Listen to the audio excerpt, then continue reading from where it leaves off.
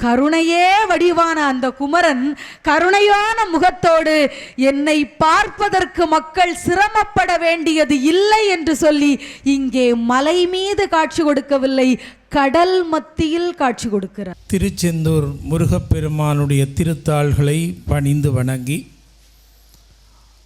திருச்செந்தூர் தேவஸ்தானத்தினுடைய இணை ஆணையர் அவர்களை, இங்கே வருகை தந்திருக்கின்ற முருகப்பெருமானுடைய மீள அடியவர்களே, என்னை கௌரவித்திருக்கின்ற லண்டன் வாழ் அன்பர்களே, திரு விக்ரமசிங்கன் அவர்களே, உங்கள் அனைவருக்கும் எனது பணிவன்பான வணக்கம். கந்த சஷ்டி உற்சவகால சிறப்பு சொற்பொழிவு நிகழ்ச்சியிலே 7வது தடவை திருச்செந்தூரிலே இலங்கையிலிருந்து பங்கு பெற்றுகின்ற வாய்ப்பை முருகப்பெருமான் எனக்கு தந்து கொண்டிருக்கின்றார். அந்த வாய்ப்பை தந்த முருகப்பெருமானுக்கு என்னுடைய நன்றியை தெரிவித்துக் கொள்கிறேன். திருச்செந்தூர் பெருமானுடைய சன்னிதானத்திலே இங்கே நடைபெறுகின்ற ஆன்மீக சொற்பொழிவிலே இன்றைய தினம் கந்தப்பெருமானுடைய தூதுவன் என்ற தலைப்பிலே சில விடயங்களை சொல்லுவதற்கு முற்படுகின்றேன். முருகவேள் பெருமான் தேவர்களின் துன்பத்தை துடைப்பதற்காக வந்த தெய்வம், 14 உலகத்துக்கும் ஆறுதல் தருகின்ற தெய்வமாக நிலை பெற்றார். சூரபத்மன் என்கின்ற அசுரனுடைய துன்பந்தாங்க முடியாமல் எல்லா உலகத்தை சார்ந்தவர்களும் பரம்பொருளாகிய சிவபெருமானுக்கு முறையீடு செய்கிறார்கள். அந்த முறையீட்டை ஏற்றுக்கொள்ளுகின்ற பரம்பொருள் என்றோ ஒருவன் உதித்து இந்த உலகத்தை காப்பான் என்று செய்தி சொன்ன பரம்பொருள் தன்னுடைய நெற்றிக்கண்ணிலே இருந்து தோற்றுவித்த அந்த தீப்பொறிதான் இந்த உலகம் உய்வதற்காக தோன்றிய முருகப்பெருமான் என்பதை நீங்கள் எல்லோரும் அறிவீர்கள். பல வருஷமாக துன்பத்திலே சோர்ந்து போயிருக்கின்ற அத்தனை பேரும் காத்திருக்கின்றார்கள். பரம்பொருளுடைய சக்தி ஒன்று இந்த வையகத்திலே தோன்றி சூரபத்மனை ஆட்கொள்ளும் என்று சொன்னார்களே, எப்பொழுது அது நடக்கப் போகிறது என்று கேட்டார்கள். இப்போது திருச்செந்தூரில் நீங்கள் எல்லாம் கூடியிருக்கிறீர்கள். முருகப்பெருமானுடைய இறுதி யுத்தம் நடைபெற்ற இடம்தான் திருச்செந்தூர். அந்த யுத்தம் நடைபெறுவதற்கு முன்னாலே முருகன் தோன்றியவுடனே எல்லாரும் ஆரவாரம் செய்கிறார்கள். ஒரு குழந்தை தெய்வம் தோன்றிவிட்டது. தாயாகிய சக்தி கையிலே வேல் கொடுத்து விட்டால் இனி சூரனுக்கு வில்லங்கம்தான், சூரன் அழியப் போகின்றான் என்று எல்லாரும் ஆரவாரம் செய்கிறார்கள். முருகப்பெருமானை போய் தரிசித்தவர்கள் எல்லாம் சூரனை வதம் செய்வது எப்போ என்று கேள்வி கேட்டுக் கொண்டிருக்கிறார்கள். முருகப்பெருமான் ஞான குழந்தை, தெய்வ குழந்தை, சிரித்து கொண்டிருந்தாரே ஒழிய பதில் சொல்லவில்லை. கந்தபுராணம் அதை அழகாக சொன்னது. ஆத்ம ஞானிகள், மகான்கள், தெய்வ நிலைப்படுகின்றவர்கள் எல்லாரும் யார் போய் என்ன முறையிட்டாலும் பொறுமையாக இருங்கள், தெய்வத்தை பிரார்த்தியுங்கள் என்றுதான் சொல்லுவார்கள். பல பேர் நாங்கள் தெய்வத்திடம் போய் இன்றைக்கு ஒரு விடிவுதான் என்று கேட்கின்றோம். நாங்கள் செய்த வினைகளை பொறுத்துத்தான் விடிவு கிடைக்கும். எங்களுடைய கர்மம் கொஞ்சம் கொஞ்சமாக முற்றுப்பெறுகின்ற போதுதான் கடவுள் எங்களுக்கு காட்சி கொடுக்கிறார். சூரபத்மனை வதம் செய்வதற்காக முருகப்பெருமான் 6 முகங்களோடு தோன்றி அருட்காட்சி கொடுத்த பின்னாலும் பொறுமை வேண்டும் என்றுதான் தன்னை நாடி வந்தவர்களுக்கு சொன்னார்களே ஒழிய இன்றைக்கே யுத்தம், இதோ சூரபத்மனை நான் வீழ்த்துகிறேன் என்று சொல்லவில்லை. இப்போ முருகப்பெருமான் மிக பக்குவமாக நடந்து கொள்ளுகிறார். சூரபத்மன் யார்? அடியவர்களாகிய நீங்கள் கந்த புராணத்தை படிக்க வேண்டும். கந்த புராணம்தான் முருகப்பெருமானுடைய தோற்றுவாய் உற்பத்தி காண்டத்தில் இருந்து யுத்த காண்டம் என்கின்ற இந்த போர் நடந்த செய்தியை சொல்லி வள்ளியை மணம் புரிவதற்காக வந்த முருகப்பெருமான், தெய்வானையை மணம் புரிந்த முருகன் மண்ணுலகத்திலே வந்து வள்ளியை ஏன் மணம் புரிந்தானுங்கின்ற உண்மையான வரலாறுகளை எல்லாம் அற்புதமாக சொல்லுவது கந்த புராணம். அந்த கந்த புராணத்திலே முருகப்பெருமான் பொறுமையை கடைப்பிடியுங்கள், சூரபத்மன் மிகப்பெரிய தவமெல்லாம் செய்தவன், முன்னாலே தர்மங்களை பற்றி சிந்தித்தவன், முன்னாலே மனிதர்கள் பிடிக்க முடியாத பெரிய விரதத்தை பிடித்தவன் சூரபத்மன். அதனாலே சூரபத்மனை இன்றோடு அழிந்து போ என்று நீங்கள் சொல்லுவதெல்லாம் தவறு. சூரபத்மன் பிடித்தது போல யாரும் விரதம் பிடிக்கவில்லை இன்றைக்கு வரை.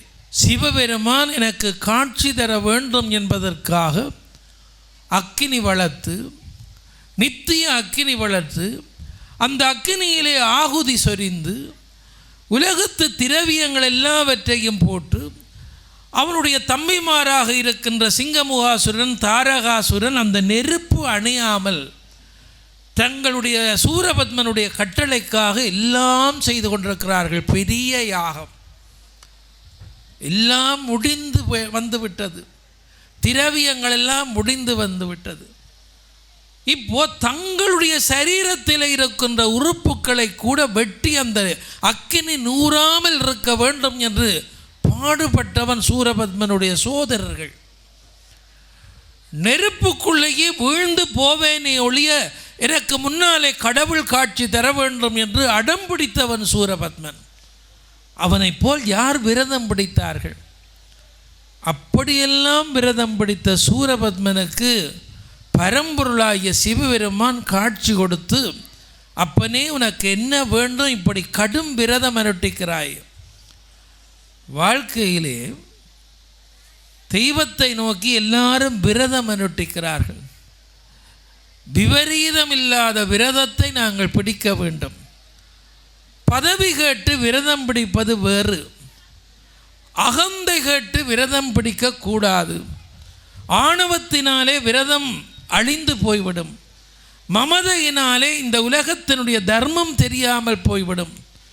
சூரபத்மன் குற்றுயிராக நின்று விரதம் பிடித்தவன் கேட்டான், இந்த உலகத்தை ஆள வேண்டும் என்று.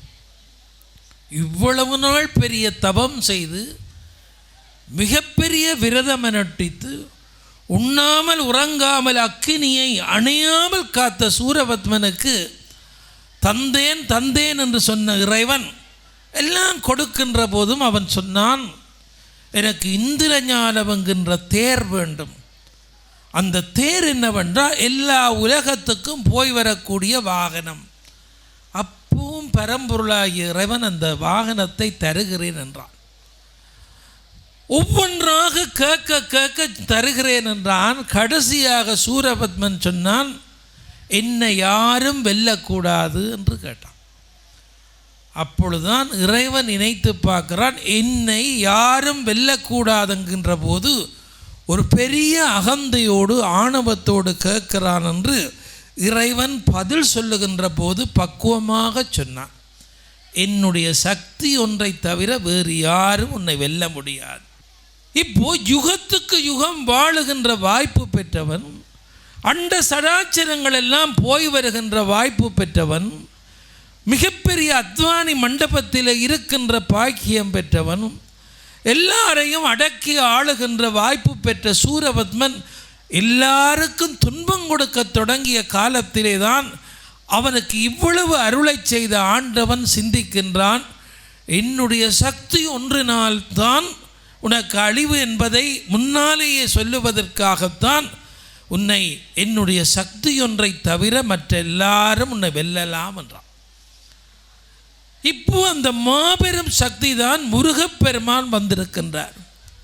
தேவர்கள் இதை விளங்கி கொண்டு ஆரவாரம் செய்தார்கள். ஆனால் வந்தது சிவப்பரம்பொருள் தான். முருகப்பெருமான் வேறு சிவன் வேறு என்று யாரும் நினைக்கக்கூடாது. விநாயகப் பெருமான் வேறு சிவன் வேறு என்று நினைத்து விடாதீர்கள். பரம்பொருளாகிய சிவமே விநாயகராக வந்தார், சிவமே முருகனாக வந்தார், சிவமே வைரவராக வந்தார். எண்ணற்ற நாமங்களோடு சிவப்பரம்பொருள் இந்த உலகத்தை காக்க வந்தார். இப்போ குழந்தை தெய்வமாக வந்த முருகனுக்கு முன்னாலே எல்லாரும் ஆரவாரம் செய்கின்ற போது சூரபத்மன் தவம் செய்தவன், பொறுமையோடு இருங்கள் என்றார். இப்போ எல்லாருக்கும் ஆச்சரியம், இவ்வளவு கொலை செய்து விட்டான், இந்திரலோகத்து தலைவனை சிறையிலே வைத்திருக்கிறான், இந்திரலோகத்து தலைவனுடைய மனைவி இந்திராணியை தனக்கு மனைவியாக்குவதற்கு பார்க்கிறான், எத்தனையோ அநாகரிகமான செயலை செய்கின்ற சூரபத்மனை அழிப்பதற்கு இன்னும் காலம் கேட்கிறாரே கடவுள் என்று தேவர்கள் ஆச்சரியப்பட்டார். அந்த வேளையிலே தான் முருகப்பெருமான் தனக்கு பின்னாலே உடன்பிறவா சோதரர்களாக பிறந்த நவ வீரர்களே ஒருவர் வீரவாகு தேவர். சூரன் போர் நடைபெறுகின்ற போது முன்னாலே ஒருவர் ஓடித் திரிவார், அவருக்கு பெயர் வீரவாகு. ஏன் அவர் போகிறார் என்றால் சூரபத்மனுக்கு தூதுவனாக போகிறார்.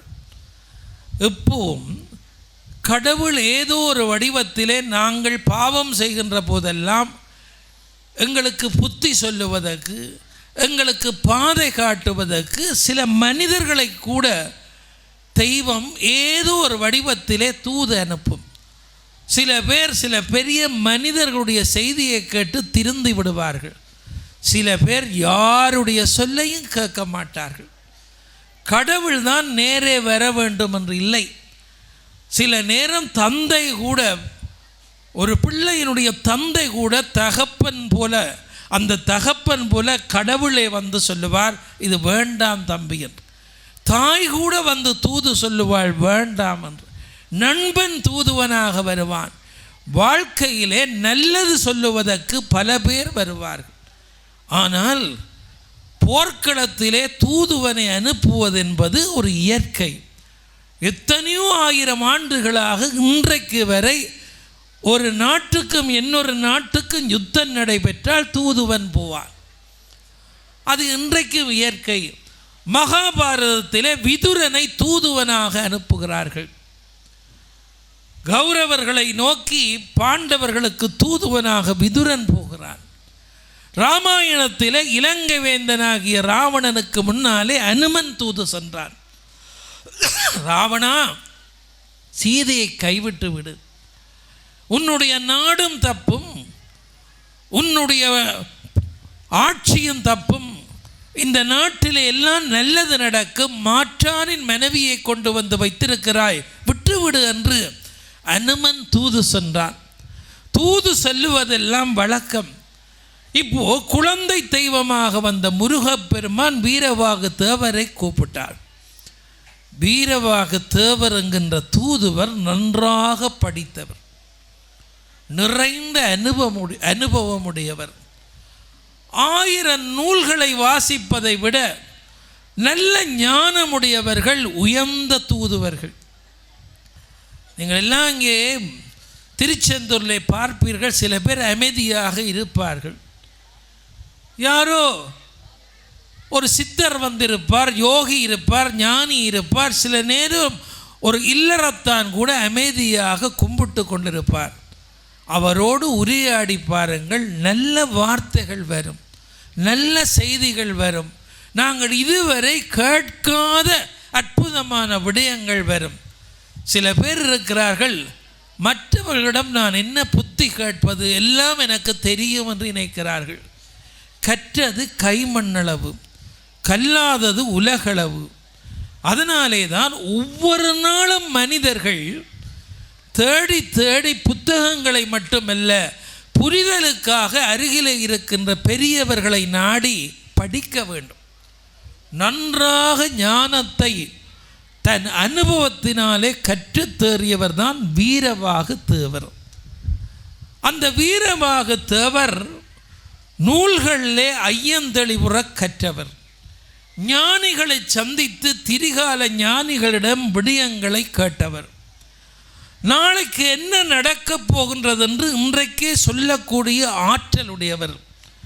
இப்போ முருகப்பெருமான் யாரை தேர்ந்தெடுத்து தூதுவராக கூப்பிட்டிருக்கிறார் என்றால், இந்த படிப்பு, இந்த அனுபவம், பொறுமை, எல்லாம் உடையவரை மட்டுமல்ல அன்பு நிறைந்தவரையும் கூப்பிட்டார். யாரிடத்திலே அன்பு? தூதுவராக ஆருக்காக போகிறார்? முருகப்பெருமானுடைய தூதுவராக போகிறார். காலையிலும் மாலையிலும் கையெடுத்து முருகப்பெருமானையே நீள நினைந்து கும்பிடுகின்றவர் வீரவாகு தேவர். அந்த வீரவாகு தேவர் எப்பவும் தியானத்திலே இருப்பார். எப்பவும் தியானத்திலே இருப்பவர்கள், ஞானத்திலே இருப்பவர்கள் தங்களுக்காக சிந்திப்பவர்கள் அல்ல, இந்த உலகத்துக்காக சிந்திப்பவர்கள் தான் தியானத்திலே இருப்பவர்கள். சில மனிதர்கள் நாங்கள் எல்லாம் கும்பிடுவது எங்களுக்காக கும்பிடுவோம், எங்கள் குடும்பத்துக்காக கும்பிடுவோம்.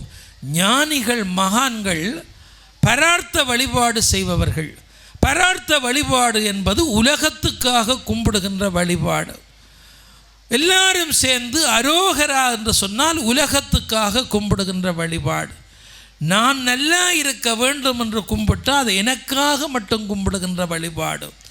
உலகத்துக்காக எல்லாருக்குமாக கும்பிடுகின்ற ஒரு மிகப்பெரிய ஞானி வீரவாகு தேவர். எப்பவும் நல்லதே நடக்க வேண்டும் என்று நினைப்பவர், எல்லாருக்கும் நல்லது சொல்லுகின்றவர். யார் கெடுதி செய்ய நினைத்தாலும் அது கெடுதி என்று சொல்லுகின்றவர். மிக பக்குவமான வீரவாகு தேவரை கூப்பிட்டு சொன்னார், வீரவாகு தேவரே, உங்களிடம் நான் ஒரு கடமையை தரப்போகின்றேன். அந்த கடமை என்னவென்று சொன்னால், சூரபத்மன் என்கின்ற அசுர தலைவன் தேவர்கள் எல்லாம் அடக்கி ஆளத் தொடங்கி சிறைக்கூடத்திலே பல பேரை வஞ்சகம் செய்து சிறையிலே அடைத்து வைத்திருக்கிறான். எப்பவும் பாருங்கள், சில நாடுகளிலே அதர்மம் தலைவிரித்து ஆடுகின்ற போது நீதி கேட்டால் அவர்களை பிழைத்து சிறையிலே அடைத்து விடுவார்கள், அவர்களை ஆயுள் கைதியாக வைத்து விடுவார்கள்.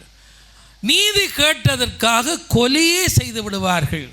எங்கள் நாட்டிலே அப்படி அடிக்கடி நடக்கும். ஈழத்திரு நாட்டிலே நீதி கேட்டவர்கள் பல பேர் ஆயுள் கைதியானார்கள். நீதி கேட்டவர்கள் பல பேர் நீற்றரை போல கடுமையான தண்டனைக்கு ஆளானார்கள். நீதி கேட்ட பல பேர் சிரசில்லாமல் போனார்கள். இப்போ சூரபத்மனிடத்தில் நீதி கேட்பதற்கு எத்தனையோ பேர் முயன்ற காலத்தில் எல்லாம் அத்தனை பேரையும் கொடுமைப்படுத்தினான், கொலை செய்தான், சிறையிலே அடைத்தான், ஆயுள் கைதியாக வைத்திருக்கிறான். அவனுடைய கொடுமை தாங்க முடியாமல் இந்த உலகத்தை நோக்கி வந்திருக்கின்ற யான் அந்த சூரபத்மன் யார் என்று சிந்தித்து பார்க்கிற போது அவன் முன்னாலே பெரிய தவம் செய்திருக்கிறான், ஒரு காலத்திலே புண்ணியம் செய்திருக்கிறான், ஒரு காலத்திலே பெரிய விரதம் அனுஷ்டித்திருக்கிறான், சிவாய நம சிவாய நம என்று இடைவிடாமல் சிந்தித்திருக்கிறான். இப்பொழுது இருட்டிலே இருக்கிறான். அகந்தை அதிகரிக்கின்ற போதெல்லாம் நல்லது தெரியாது. பாவம் சூரபத்மனும் பதவி வந்த காலத்திலே, பட்டம் வந்த காலத்திலே, சொத்து சேர்ந்த காலத்திலே, எல்லா படையும் அவனுக்கு கட்டுப்பட்ட காலத்திலே நீதியை தொலைத்து விட்டு இருட்டுக்குள்ளே இருக்கிறான்.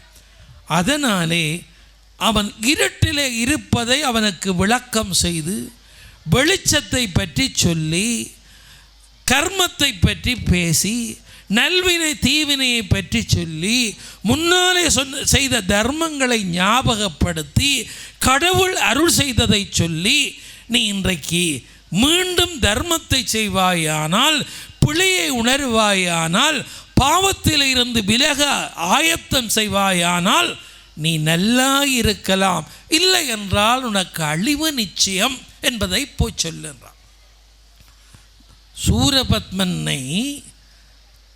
சூரபத்மனுக்கு தூது அனுப்புகின்ற வீரவாகு தேவரிடம் முருகப்பெருமான் எப்படி பேசினான்? தமிழுக்கு அழகென்று பெயர்.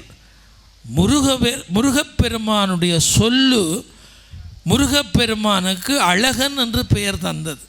நாங்கள் எல்லாம் இணைக்கின்றோம், முருகனுடைய தோற்றத்தை மட்டும் அழகு என்று சொல்லுவதல்ல, வார்த்தையும் அழகு. அழகன் என்றால் சொல்லாலும் அவன் அழகன். வீரவாகு தேவருக்கு சொன்ன வார்த்தைகள் இருக்கிறது, அது அழகான வார்த்தை. ஆழமான வார்த்தை, அர்த்தமுள்ள வார்த்தை, தீர்க்க தரிசனமான வார்த்தை.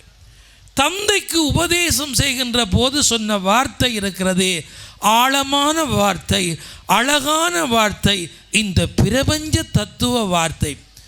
முருகன் சரீரத்தால் மட்டும் அழகானவன் அல்ல, சொல்லாலும் அழகானவன். மனிதர்கள் எப்போ நாங்கள் புறத்திலே எங்களை அழகுபடுத்துவது மட்டுமல்ல, சொல்லாலும் நாங்கள் அழகாக இருப்போமே. ஆனால் இந்த சரீரம் அழகாக இல்லாவிட்டாலும் உங்களை நாடி பல பேர் வருவார்கள், இந்த மனிதனுடைய சொல்லு பெறுமதியானது என்று. அதுக்குத்தான் சில பேர் சொல்லுவார்கள், காந்தியிடம் அழகை உடம்பிலே எதிர்பார்க்க முடியாது, ஆனால் காந்தியினுடைய செயல் அழகு, காந்தியினுடைய சொல்லு அழகு, காந்தியினுடைய வார்த்தைகள் அழகு, காந்தியினுடைய வாழ்க்கை அழகு என்று. அதனாலே தான் முருகப்பெருமான் தூதுவனாக வெளிக்கிடுகின்ற வீரவாக தேவருக்கு அழகான செய்திகளை, அர்த்தமுள்ள செய்திகளை சொன்னார். வீரவாக தேவர் புன்சிரிப்போடு கடமையை ஏற்கிறேன் என்றார். அன்பு, அறிவு, ஆராய்ந்த சொல்வன்மை, தூதுரைப்பார்க்கு இம்மூன்றும் என்றான் திருவள்ளுவர். 2000 ஆண்டுகளுக்கு முன்னாலேயே திருக்குறள் படைத்த வள்ளுவன், திருக்குறளிலே அறங்களுக்கெல்லாம் பொருள் சொல்லி கொண்டு வருகின்ற வள்ளுவன் தூது என்ற ஒரு அதிகாரத்தை வைத்து 10 குறள் சொன்னான். ஏன்? தூதுவன் ஏக காலத்துக்கும் தேவைப்படுகிறவன், எல்லாருக்கும் தூதுவன் தேவை. வீட்டிலே, அயலிலே, உறவிலே, திருமணத்திலே, ஒரு நல்ல காரியத்திலே யாரோ ஒருவர் தூதுவராக நின்று செயற்படுகிறார். தூதில்லாத வாழ்க்கை இல்லை. அதனாலே தான் தூதுவனாக போகின்ற வீரவாக தேவர் அன்பு நிறைந்தவர், அறிவு நிறைந்தவர், ஆராய்ந்த சொல்வன்மை உடையவர், தக்க நேரத்திலே தக்க வார்த்தை பேசக்கூடியவர், சித்தம் நிறைந்தவர், செயற்படக்கூடியவர் என்று தேர்ந்தெடுத்த காரணத்தினாலே வள்ளுவன் சொன்ன திருக்குறளிலே அன்பு, அறிவு, ஆராய்ந்த சொல்வன்மை, தூதுரை பார்க்க இந்த மூன்றும் இருக்க வேண்டும் என்று வள்ளுவன் சொன்னானே, அதுக்கு பொருத்தமான வீரபாக தேவர் தூதுவனாக சூரபத்மனிடத்திலே போகிறார். சூரபத்மன் இருந்த மண்டபம், இன்றைக்கு நீங்கள் ஒரு நாட்டினுடைய பிரதமராக, ஒரு நாட்டினுடைய தலைவனாக இருக்கின்றவர்களுடைய மண்டபங்களை பார்ப்பீர்கள். எத்தனை பெரிய காவல், எத்தனை பெரிய மாளிகை, எத்தனை வசதிகள் எல்லாம் இன்றைக்கு இந்த 21ஆம் நூற்றாண்டில் இருக்கிறது என்றால், கந்த பெருமானுடைய வரலாறு சொல்லுகின்ற கந்த புராணத்திலே சூரபத்மனுடைய மண்டபத்தை வர்ணிக்கிறார்கள். அந்த மண்டபத்துக்கு பேர் அத்வானி மண்டபம். அப்பப்பா, அந்த மண்டபத்தினுடைய அழகு, கோட்டை, கொத்தளம், பின்னாலே பெரிய பாதுகாப்பு, அதற்கு அப்பாலே பள்ளியறை, அந்த பள்ளியறைக்கு அப்பாலே மன்னன் கூடுகின்ற அந்த மண்டபம், அங்கே கூடுகின்ற மந்திரிமார், அங்கே இருக்கின்ற காவலர், அங்கே இருக்கின்ற அவனுக்கு உளவருகின்றவர்கள், எத்தனையோ விதமானவர்கள். நாட்டினுடைய தலைவனுடைய மண்டபத்திலே 24 மணித்தியாலமும் பணி செய்வார்கள் என்றால், எல்லா உலகத்தையுமே ஆட்டி படைக்கின்ற சூரபத்மனுக்கு அந்த அத்வானி மண்டபத்தில் 1000 பேர் பணி செய்கிறார்கள். அந்த சூரபத்மனை சந்திப்பது என்பது சாதாரணமான விடயமல்ல. அங்கே இருக்கின்ற வாயில் காவலர்கள் எல்லாரையும் சந்தித்து சூரபத்மனை சந்திப்பதற்கு அனுமதி கேட்பது என்பது சாதாரணமான விடயமல்ல. ஆனால் வீரவாக தேவர் ஞானமுடையவர், எல்லாம் உணர்ந்தவர்.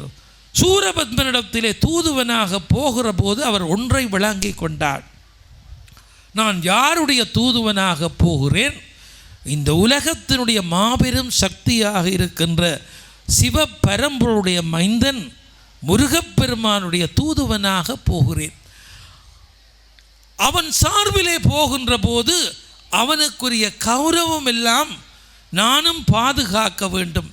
அப்போது சூரபத்மனுக்கு முன்னாலே தூதுவனாக போகின்ற போது, இத்தனை மண்டபங்களை தாண்டி போகின்ற போது, காவலர்கள் சாதாரணமாக போகின்ற என்னை அங்கே அனுமதிக்க மாட்டார்கள் என்று இங்கே நின்று அந்த அத்வானி மண்டபத்தினுடைய எல்லா எல்லைகளையும் ஞானத்தினாலே திரிகால ஆற்றலினாலே பார்க்கிறார்.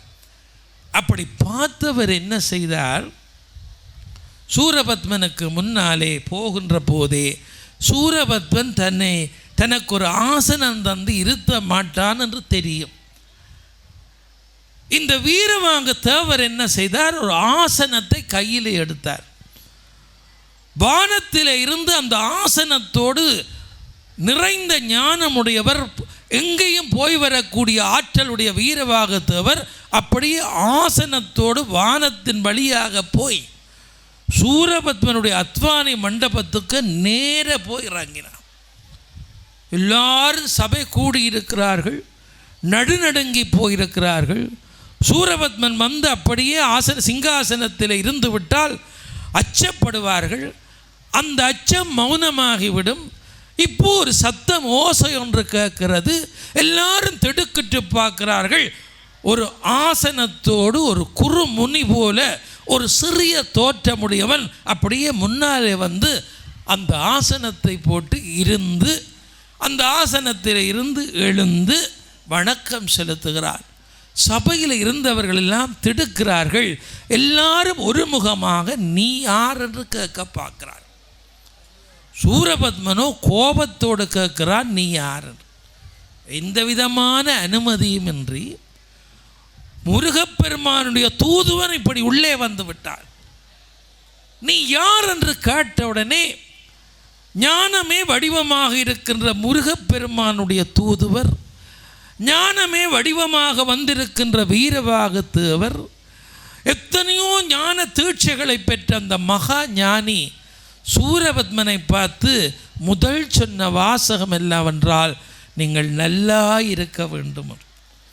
பாருங்கள், மிகப்பெரிய கொடுமை செய்கின்ற சூரபத்மனுக்கு முன்னாலே போய் தூதுவனாக போகின்றவன் கையெடுத்து கும்பிட்டு நீங்கள் நல்லா இருக்க வேண்டும்.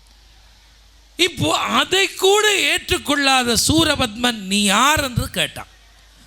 வீரவாக தேவர் சொன்னார், இந்த 7 உலகத்தையும் காப்பதற்காக உதித்திருக்கின்றான் முருகப்பெருமான்.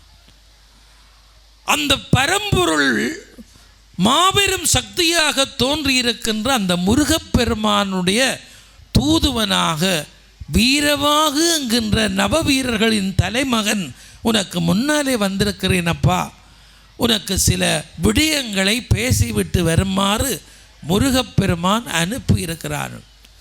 சூரபத்மனுக்கு கோபம் வந்தது. நேற்று பிறந்த பாலனுக்கு ஒரு தூதுவனா நீ? நேற்று பிறந்த சூரபத்மன், நேற்று பிறந்த முருகனுக்கு நீ தூதுவனா?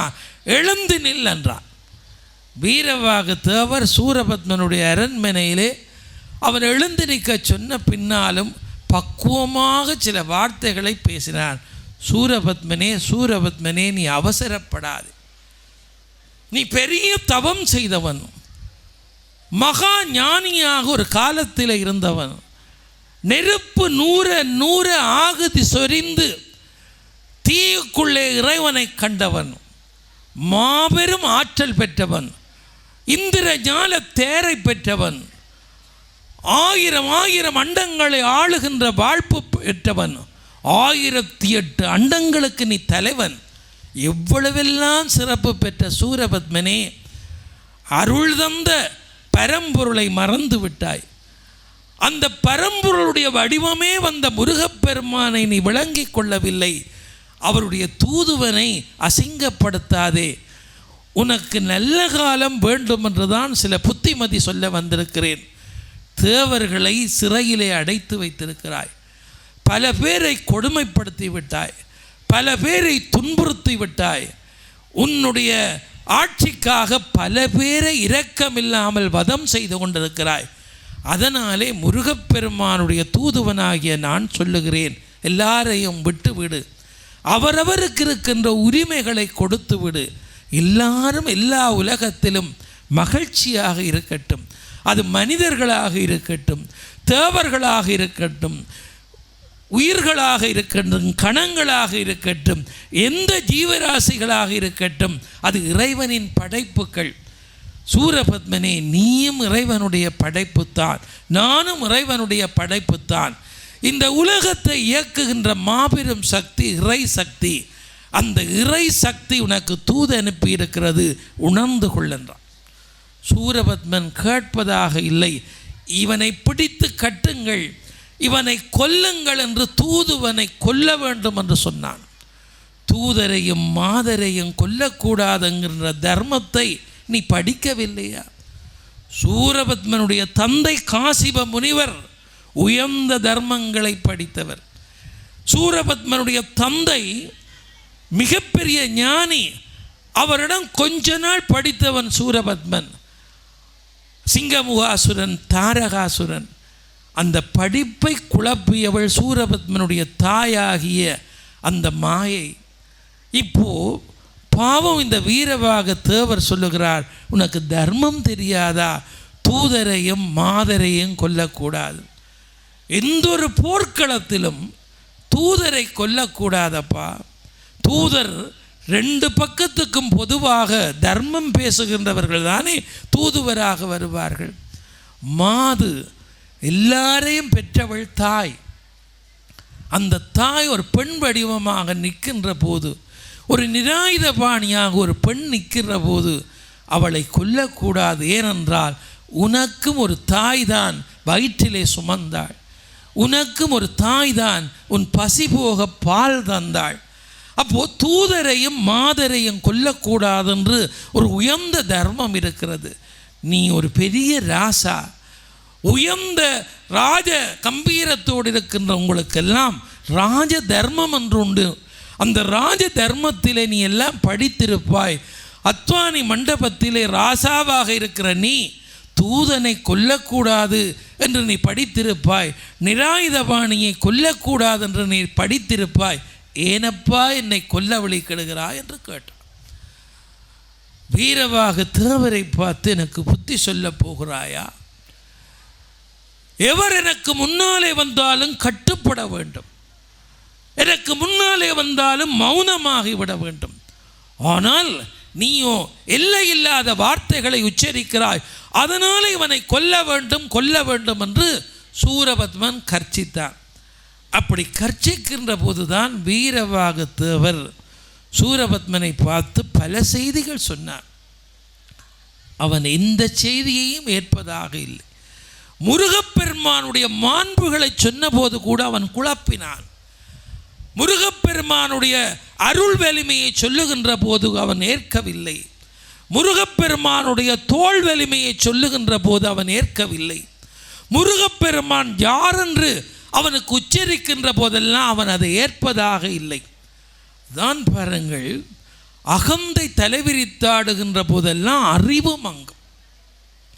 சில பேர் நன்றாக படித்திருப்பார்கள், நிறைய செல்வம் காசு வந்த பின்னாலே, நிறைய எல்லாம் வந்த பின்னாலே வந்த பாதையை மறந்து போய்விடுவார்கள். தான் ஏழையாக இருந்து படித்ததை மறந்து விடுவார்கள்.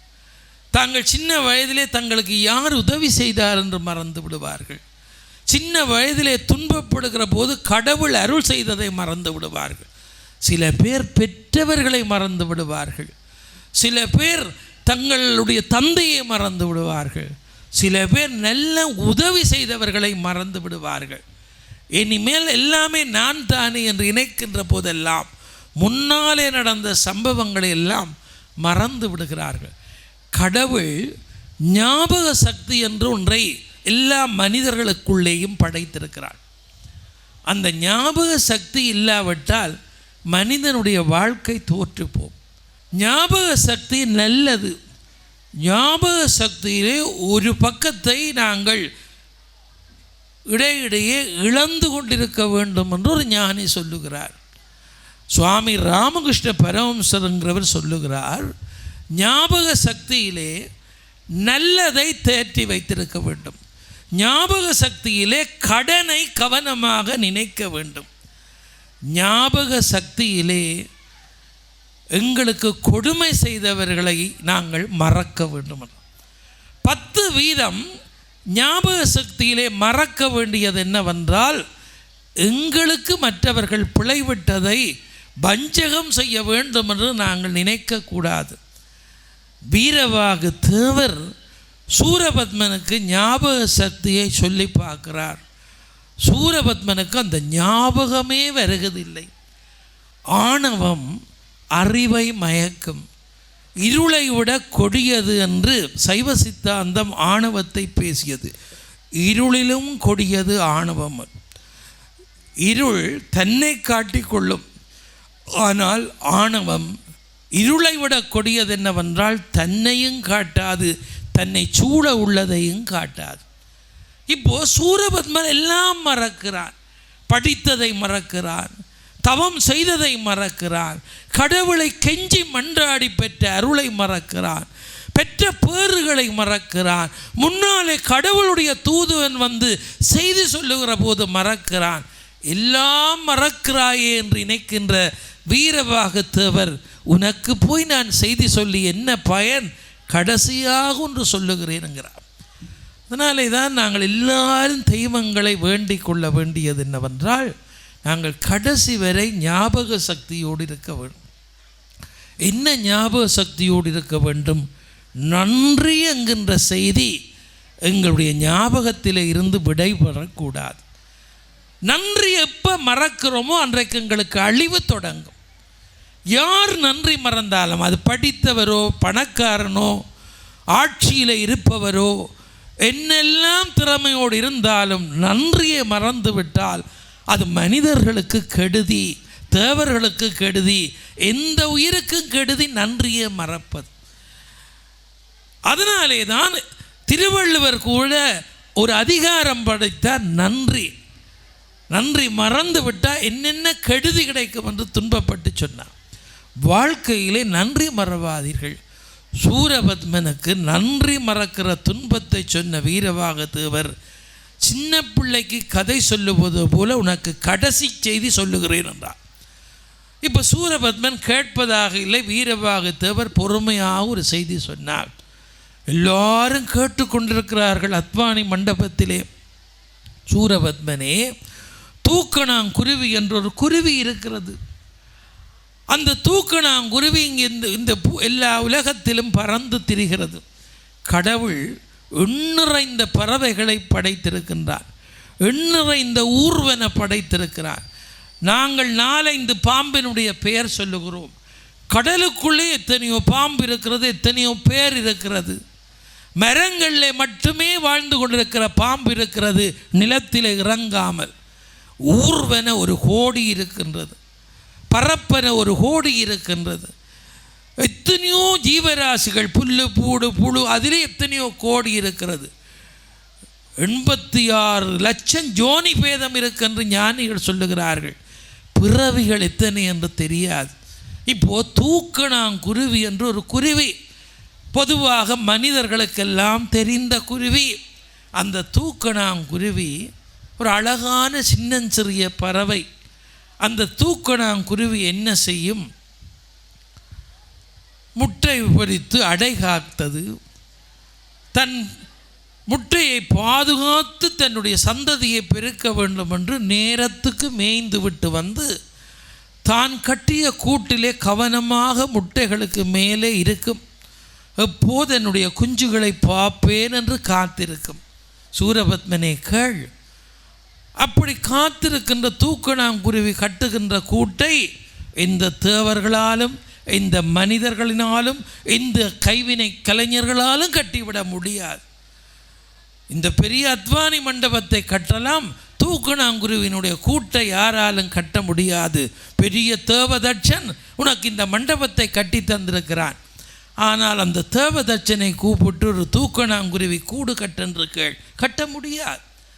தூக்கணாங்குருவி தும்பு தடி எல்லாம் சேர்த்து மென்மையாக்கி காத்திருந்து அதை பசுமையாக கட்டும். அதை மனிதர்கள் கட்ட முடியாது. அந்த கூட்டுக்குள்ளே தான் தன்னுடைய குஞ்சை பொரிக்கும். இப்போ ஒரு தூக்கணாங்குருவி அப்படி காத்திருந்து 6-7 குஞ்சு பொரித்தது. அந்த குஞ்சுகளுக்கு இப்பொழுது மெல்ல மெல்ல சிறகு முளைக்க தொடங்குது. ஒவ்வொரு நாளும் போய் வயல்காட்டிலேயோ எங்கேயோ அரிசி நெல் குரக்கன் போன்றவற்றெல்லாம் தன்னுடைய சொண்டினாலே கொத்தி கொத்தி கொண்டு வந்து இந்த பிள்ளைகளுக்கு தீத்தி தானும் சாப்பிட்டு மகிழ்ச்சியாக இருந்தது. ஒரு நாள் தூக்கணாங்குருவி பார்த்தது, இந்த குஞ்சுகளுக்கெல்லாம் என்னென்ன வசதி செய்யலாமோ, எப்போதும் தாய் தந்தையெல்லாம் பிள்ளைகளை அப்படி வளர்க்குற போது பிள்ளைகளுக்கு என்னென்ன வசதி செய்யலாமோ அந்த வசதியெல்லாம் செய்ய வழிக்கிடுவார். தூக்கணாங்குருவி அப்படி செய்தது. அப்படி வசதி செய்கிற போது பார்த்தது, ஒரு நாள் மேய்ந்து விட்டு வருகிற போது ஒரு மின்மினி பூச்சியை கண்டது. அடே, இது வெளிச்சமாக இருக்கிறது, இந்த பூச்சி, இதை பிடித்து கொண்டு போய் என்னுடைய கூட்டுக்குள்ளே வைத்தால் விடியும் மட்டும் வெளிச்சம் பெறும் என்று அந்த மின்மினி பூச்சியினுடைய தலையை கொத்தி அதை துடிக்க துடிக்க கொண்டு வந்து இந்த கூட்டுக்குள்ளே விட்டது. குஞ்சுகள் எல்லாம் கைதட்டி ஆரவாரம் செய்தது. அம்மா அம்மா, நல்ல வெளிச்சம். விடியும் மட்டும் அந்த மின்மினி பூச்சி துடித்து துடித்து இறந்தது. இப்போ தூக்கணாங்குருவிக்கு சந்தோஷம், தன்னுடைய கூடு மின்சாரம் போல வெளிச்சம். மறுநாள் என்ன செய்தது, 2 மின்மினி பூச்சியை கொத்தி கொண்டு வந்து விட்டது. இன்றைக்கு நல்ல வெளிச்சம். 3ஆம் நாள் 3 கொத்தி கொண்டு வந்து விட்டது. இப்போ ஒவ்வொரு நாளும் 4, 5 கொத்தி கொத்தி கொண்டு வந்து விட்டது. மின்மினி பூச்சிகள் துடித்து துடித்து இறக்குற போதெல்லாம் தூக்கணாங்குருவியை பார்த்து சாபம் விட்டது. உனக்கு நாங்கள் என்ன குற்றம் செய்தோம்? நாங்கள் எங்களோட பாட்டில் மேய்ஞ்சு நாங்கள் எங்களோட பாட்டில் சாப்பிட்டோம். உனக்கு ஏதாவது தீமை செய்தோமா? ஏன் எங்களை கொண்டு வந்து இந்த கூட்டிலே துடிக்க வைத்து இறக்க வைக்கிறாய்? எல்லாருடைய சாபமும் அதிகரிக்கிற போது ஒரு நாள் இந்த மின்மினி பூச்சி தூக்கணாங்குருவி மின்மினி பூச்சியை பிடிக்க போனது. அப்படி போன இடத்திலே ஒரு கோயில். அந்த கோயிலில் யாரோ பொங்கி விட்டு நெருப்பு தணலை வடிவாக நூற்காமல் போய்விட்டார்கள்.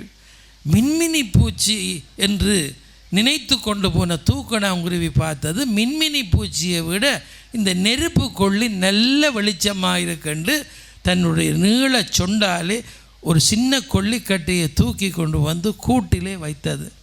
கொஞ்ச நேரத்திலே அந்த கூடு தீப்பற்றி எரிந்து தூக்கணாங்குருவி குஞ்சுகளை காக்க முனைந்து குடும்பமே எரிந்து சாம்பலானது.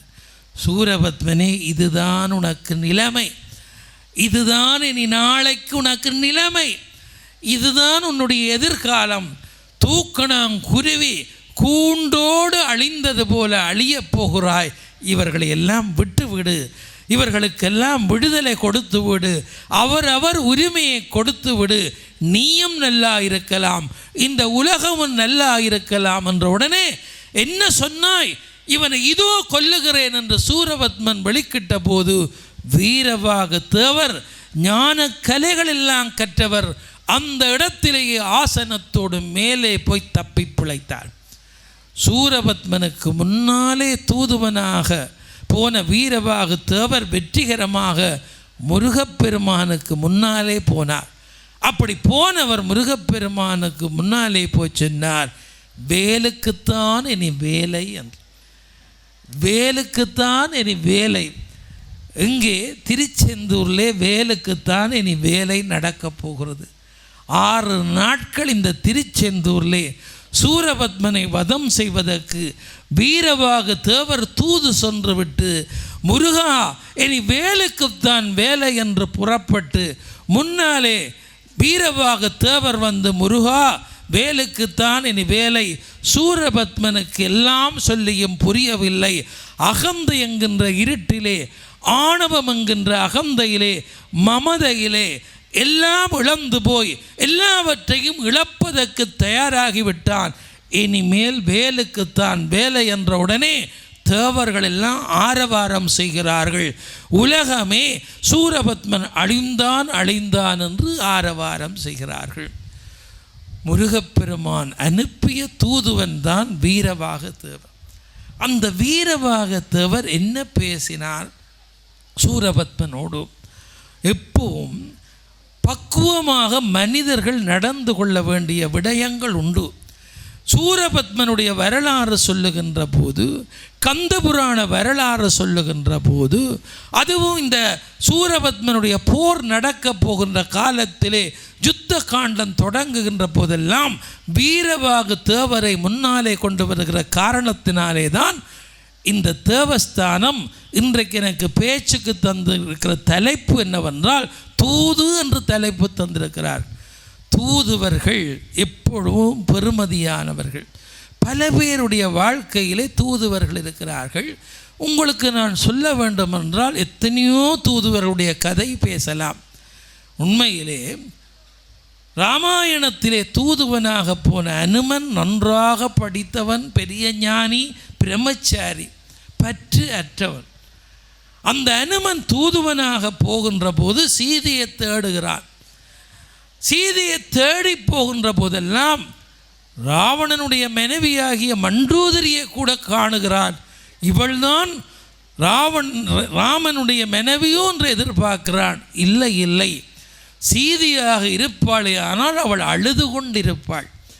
ராமனை தேடி அழுது கொண்டிருப்பாள் என்பதை உணர்கின்ற அந்த தூதுவன் போகின்ற போதே, தூதுவன் புத்திசாலித்தனமானவன் என்ற காரணத்தினால் ராமனுடைய அடையாளியை வாங்கி கொண்டு போனவன். இப்போ சீதை அடையாளம் காணுகிறான்.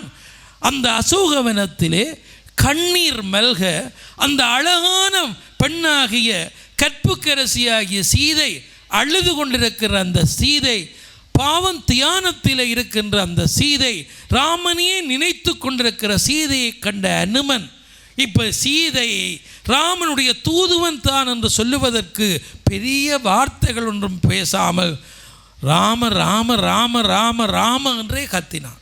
சீதை திடுக்கிட்டாள். இந்த பொல்லாத அசோகவனத்திலே ராவணனுடைய ஆட்சி நடக்கின்ற இடத்திலே ராமனுடைய நாமத்தை சொல்லக்கூடிய தைரியம் யாருக்கு இருக்கும்? அது எப்படி நடக்கிறது? இது என்ன மாயை என்று ஆச்சரியப்படுகிறாள். ஒரு குரங்கு வந்து நின்று ராம ராம ராம ராம என்று சொல்லுகிறது. இப்போ சீதைக்கு ஒரு நம்பிக்கை வருகிறது. அந்த நம்பிக்கையோடு தான் ராம தூதரை விளங்கி கொள்ளுகிறாள். முன்னாலே வந்து நின்ற அனுமன் வணங்கினான், பின்னாலே கதை பேசினான். சீதை நம்பினாள். அனுமன் தான் வந்ததுக்கு சான்றாதாரம் கொடுத்தாள். இப்போ சீதை அந்த தூதுவனை உணர்ந்த பின்னாலே சீதை பக்குவமாக பேசத் தொடங்கினாள். என்ன பேசத் தொடங்கினாள்?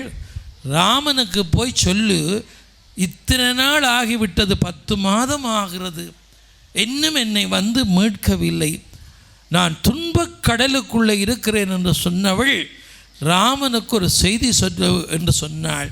அந்த செய்தி என்னவென்றால், ராமனுக்கும் சீதைக்கும் தூதுவனாக போன அனுமனுக்கு சீதை ஒரு இரகசியத்தை சொல்லுகிறாள். தூதுவர்களுக்கு சில பேர் இரகசியத்தை சொல்லுவார்கள். சீதை ஒரு இரகசியம் சொன்னால், யாருக்குமே தெரியாத இரகசியம் என்னவென்றால், ராமன் என்னை திருமணம் செய்தான் என்று ஒரு சத்தியம் செய்தான். இந்த இப்பிறவிக்கு 2 மாதரை என் சிந்தையாலும் தொடேன் என செப்பிய வரந்தனை திருச்செவி சாற்றுவாய். ராமன் எனக்கு ஒரு சத்தியம் செய்தவன், நான் வேறொரு பெண்ணை மனதாலே கூட தொடமாட்டேன் என்று அதை ஒருக்கா ஞாபகப்படுத்து. கணவனை இழந்து போய் எங்கே என்று தெரியாமல் அசோகவனத்திலே துடித்து கொண்டிருக்கிற சீதை தூதுவனாக வந்தவனிடத்திலே சொல்லுவது என்னவென்றால், சத்தியத்தை காப்பாற்றணும். இந்த அனுமன் கண்ணீர் மல்க கேட்கிறான், வேறு என்ன தூதுவனுக்கு சொல்ல போகிறீர்கள் என்று. அந்த சீதை ராமனுக்கு பக்கத்தில் நிற்கிற தம்பி லக்ஷ்மணனுக்கு சொல்லு, ஆற்ற நேரம் நான் துளைந்தேனோ அவர்தான் என்னை காப்பாற்ற வேண்டும், ஏதுமின்றி இளையவர்க்கு இதொரு வார்த்தை கூறுதி, காத்திருந்தவர்க்கே கடன் என்று கூறும். யார் கடமையில் இருக்கிற போது நான் தொலைந்தேனோ அவர் என்னை மீட்க வேண்டும் என்று சொல்லு என்றான். 3ஆவதாக சீதை சொன்னாள் தூதுவனுக்கு, அனுமனே அனுமனே, எனக்கு 3 மாமிமார் இருக்கிறார்கள். என்னுடைய திருமணத்தின் போது 3 மாமிமாரும் வாழ்த்தினார்கள். ஆனால் அந்த வாழ்த்து பிழைத்து விட்டது என்று சொல்லு, இப்படி நான் சிறையிலே இருக்கிறேன். எப்படி சொன்னால், சிறக்கும் மாமியர் 3வர்க்கும் சீதை ஆண்டு இறக்கின்றாள். அறத்தின் நாயகன் பால் அருளின்மையால் மறக்குமாயின்னு நீ மறவேலையா. அனுமன் போய் தூது சொன்னான். இந்த தூது எப்படி ராமாயணத்தை முடித்து வைத்ததோ அதுபோல பல தூது. மிகப்பெரிய எழுத்தாளர் பாலகுமாரன், உங்கள் எல்லாருக்கும் தெரிந்த இந்த இந்திய எழுத்தாளர், அந்த பெரிய எழுத்தாளரை ஒரு முறை செவி கண்டார்கள் வெளிநாட்டிலே. வெளிநாட்டுக்கு வந்த பாலகுமாரனை கேட்டார்கள், எழுத்து சித்தர் என்று சொல்லப்படுகிற பாலகுமாரனை கேட்டார்கள், உங்களுக்கு யார் குரு என்று? உங்களுக்கு ஆசிரியர் குருவா, உங்களுக்கு ஒரு பெரிய எழுத்தாளர் குருவான்? பாலகுமாரன் சிரித்து விட்டு சொன்னார், எனக்கு காதல் கடிதம்தான் என்னுடைய தூதுவர் என்று. யாற்ற காதல் கடிதம் உண்டு? அப்போ பாலகுமாரன் சொன்னார், நான் சின்ன படியனாக இருக்கிற போது அக்கிரகார தெருவிலே ஒரு அக்கிரகார பெண் என்னிடம் ஒரு கடிதம் எழுதி தந்தால், அந்த அக்கிரகாரத்திலே தொங்கல் வீட்டில் இருக்கிற இளைஞனிடம் கொண்டு போய் கொடு, உனக்கு ஏதாவது நான் சன்மானம் தருவேன். என்ன தருவாய் என்று கேட்டேன். ஒரு மசாலா தோசைக்கு உனக்கு பணம் தருவேன். இப்போது அந்த கடிதத்தை வாங்கி கொண்டு போய் நான் அவன்கிட்ட கொடுத்தேன். கொடுத்து விட்டு அவன்கிட்ட கேட்டேன், நீ என்ன சன்மானம் தருவாய் என்று. அவனும் ஒரு சன்மானம் தருவதாக சொன்னான். இப்போது நான் மாறி மாறி இந்த தூது வேலை பார்த்தேன். ஒவ்வொரு நாளும் அந்த கடிதம் பெருத்து கொண்டு போனது. இப்போ எனக்கு ஒரு அற்ப ஆசை வந்தது, இதுக்கு ஏதாவது பொருள் இருக்காண்டு உடைத்து பார்க்க வேண்டும் என்று ஒருதருக்கும் தெரியாமல் அந்த கடிதத்தை உடைத்து ஒரு மரத்துக்களே கொண்டு போய் நான் வாசித்தேன். கடிதம் நல்லா இருந்தது. அதை திருப்பி திருப்பி ஒவ்வொரு நாளும் இவர்களுடைய கடிதங்களை உடைத்து வாசிக்க தொடங்கினேன். இப்போ வாசித்த நான் ஒரு நாள் பார்த்தேன், இந்த கடிதத்துக்கு நான் பதில் எழுதி பார்ப்போம் என்று எழுதினேன்.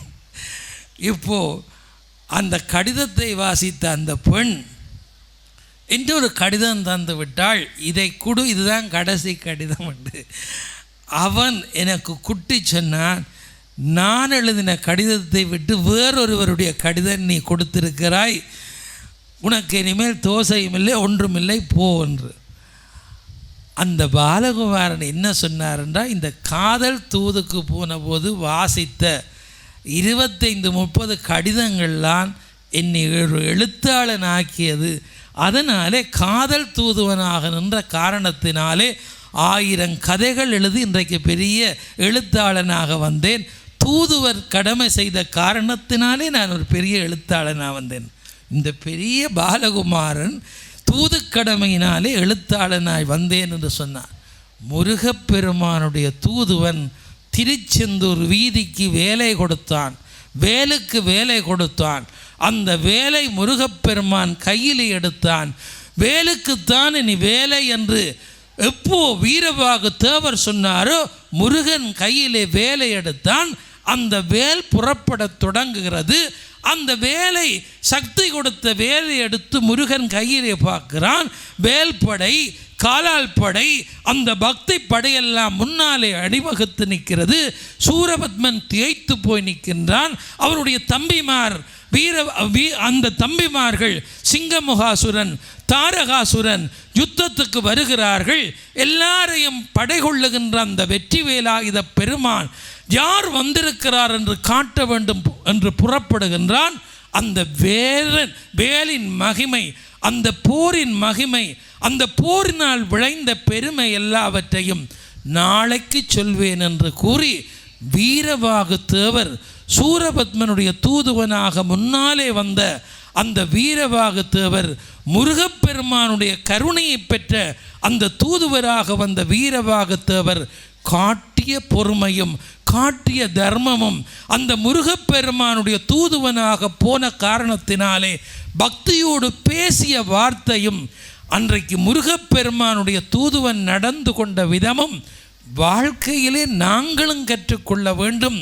கடவுள் எங்களுக்கு தந்திருக்கின்ற வாய்ப்புகளை நாங்கள் அகந்தையினாலே இழந்து விடக்கூடாது, ஆணவத்தினாலே தொலைத்து விடக்கூடாது, பாவத்தை சம்பாதிக்கக்கூடாது, மற்றவர்களுக்கு கெடுதி செய்யக்கூடாது என்கின்ற மேன்மையை உணர்த்துவதுதான் கந்த புராணத்தினுடைய தூது பயன் அதுதான் என்பதை நீங்கள் எல்லாம் உணர்ந்து கொள்ள வேண்டும் என்பதற்காக அருவமும் உருவமாகி அனாதியாய் பலவாயொன்றாய் பிரம்மமாய் நின்ற ஜோதி புலம்பதோர் மேனியாகி கருணைகூர் முகங்களாரும் கரங்கள் 12 கொண்டே ஒரு திருமுருகன் வந்து ஆங்கு உதித்தனன் உலகமுய என்று கச்சியப்ப சிவாச்சாரியார் சொன்ன அந்த முருகப்பெருமான் தூதனுப்பிய செய்தியை சொன்னேன்.